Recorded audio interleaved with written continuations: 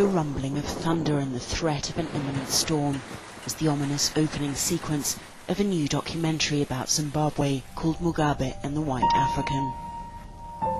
This is Mike Campbell, my father-in-law.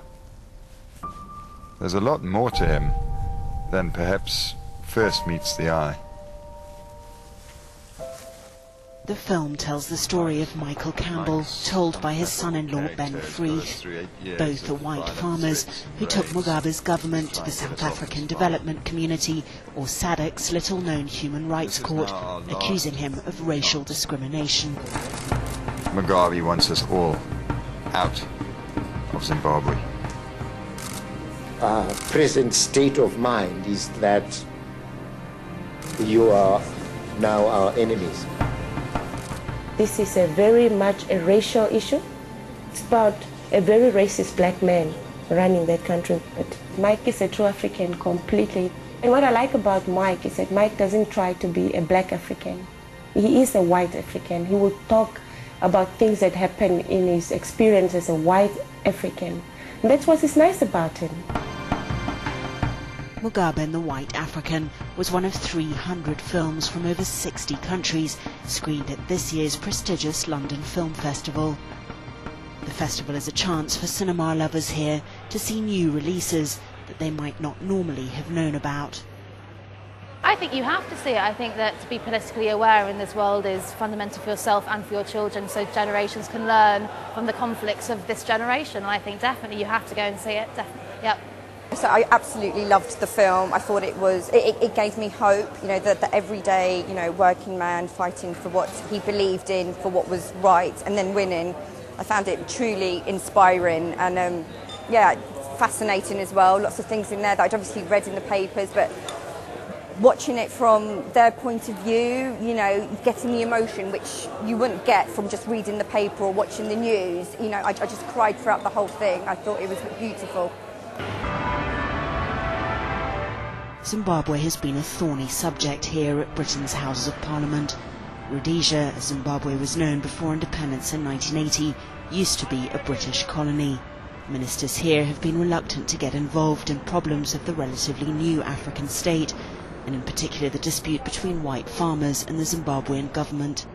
Africa Journal caught up with Ben Freeth after one of his meetings to try to get Zimbabwe back on Britain's political agenda.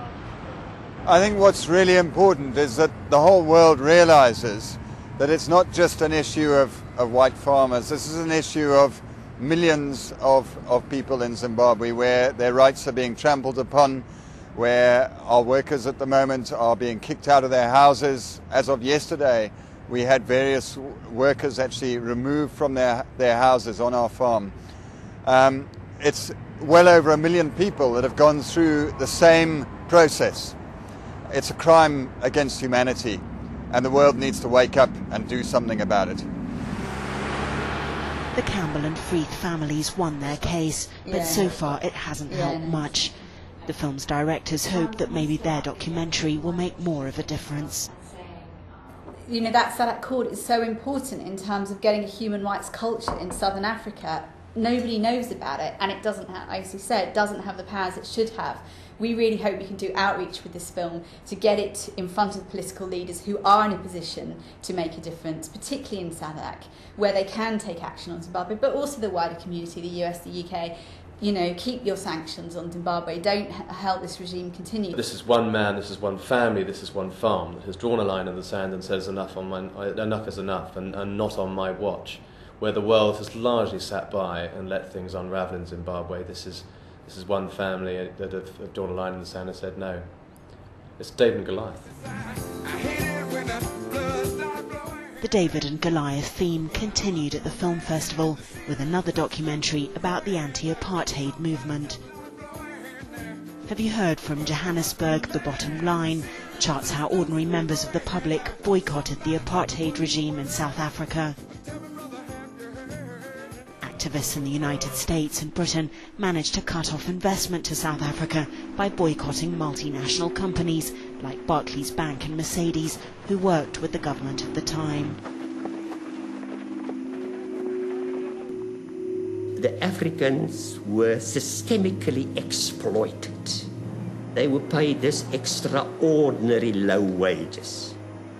I think we live in a world where instant results and an instantaneous gratification are perceived as being absolutely important, and then if you don't get an instant result, then you sort of throw the work away and move on to something else. And I think one of the relevancies of this story is how long it actually took to affect change, but that change eventually does come, and good eventually does win out. Lord Robert Hughes fought for the anti-apartheid cause for 27 years. As chairman of Britain's anti-apartheid movement and member of Parliament, Lord Hughes used to organise rallies and marches in Britain's capital London and had regular disagreements with supporters of South Africa's regime. Isolate apartheid! Sanctions now! The theory was basically, I suppose, that if you put enough investment in, the trickle-down theory would mean that almost a Marxist view, that apartheid would wither away. I used to counter that by saying anyone naive enough to believe that is naive enough to believe that if you feed a lion or a tiger more and more meat, then one day they'll turn vegetarian. Watching the film, Lord Hughes told Africa Journal that it gave him a feeling of nostalgia and made him realise just how much their fight changed the way trouble in international politics is dealt with today.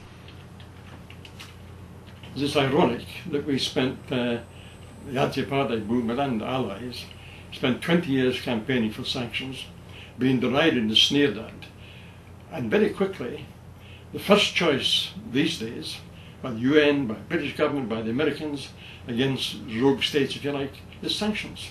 Very first thing they do, sanctions and arms embargoes.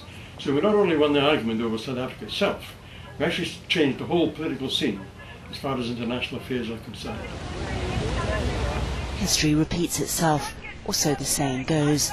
The phrase is usually quoted in the context of terrible events, but perhaps by looking at what was achieved by ordinary people against a powerful political regime of the past, the hope that history might just repeat itself could give people today the inspiration to fight on.